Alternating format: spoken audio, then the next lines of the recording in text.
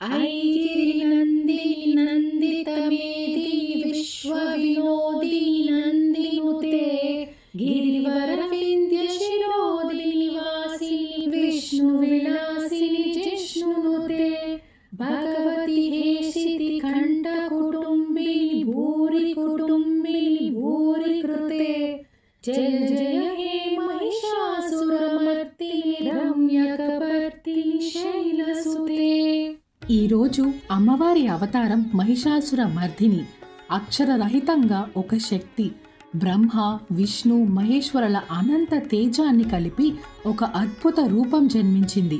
ఆ రూపమే ఆదిపరాశక్తి. మహిషాసుర మర్దిని తనను పూజించే భక్తులకు శత్రుభయం లేకుండా చూసే రక్షకురాలిగా, దుష్టశక్తులను సంహరించే జగన్మాతగా ప్రసిద్ధి.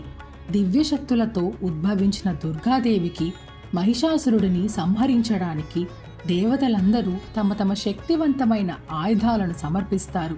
9 రాత్రులు భయంకరమైన యుద్ధం తరువాత చివరిగా మహిషాసురుడు గేద రూపంలో ఉన్నప్పుడు, ఆ రూపం నుంచి మనిషి రూపంలో బయటకు వచ్చే ప్రయత్నం చేస్తున్నప్పుడు దుర్గాదేవి త్రిశూలాన్ని అతని గుండెలపై దింపి శిరస్సును ఖండిస్తుంది. అంతటితో ఆ రాక్షసుడి పీడ వెరగడవుతుంది.